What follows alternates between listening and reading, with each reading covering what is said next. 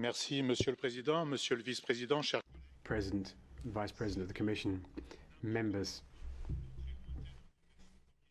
If this Sunday we'd have seen forces of order stopping people vote, seen police charges, seen them attacked and injured, 900 of them, anywhere else in the world, all of the European leaders would have protested against that to the head of the relevant government and demanded them to react. And they might even have suggested some sort of economic embargo.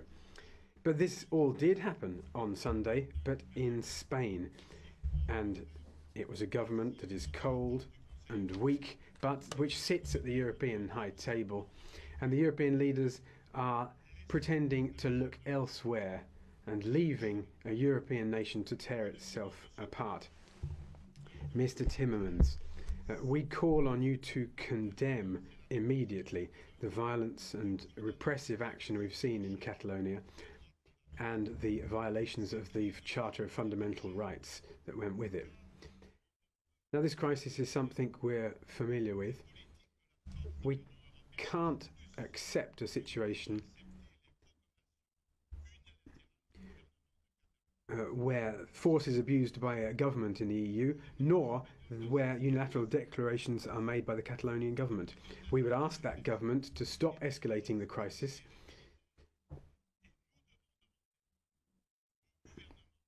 and we have to ask the Spanish government and the Catalonian government to stop engaging in this confrontation which might end up leading to the very worst of scenarios.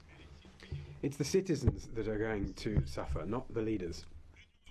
Unless the EU should not be embarrassed about suggesting a role as a mediator in order to arrive at a political and democratic solution to this crisis, which is in line with international law and the 1978 Spanish Constitution, and which complies with, which respects Catalonian history and culture, and other international treaties, for example, which say that all peoples have the right to self-determination. We must see dialogue taken up again, and we must help that to happen. We need a compromise. A compromise will no doubt require a common definition on what the referendum last Sunday was. Yes, it was illegal. No, it didn't have democratic legitimacy. However, one cannot ignore the will of the Catalan people to express their view. At one and the same time, regional institutions have to be respected, and the autonomous status of Catalonia has to be respected. We need a greater debate across Spain about Catalonia.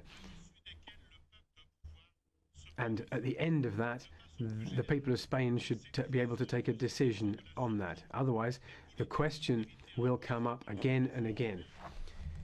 You have the issues of European Commission austerity, you have inequality. These issues will come up again.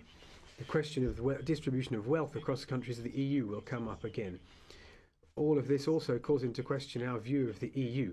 Are we going to show solidarity? Are we going to be a European community of sovereign and free countries? Or are we going to be a federal European Union of regions competing against one another and driven by industrial powerhouses? We have to choose cooperation, solidarity, and a union of free and sovereign peoples. The last word will have to be democracy's word.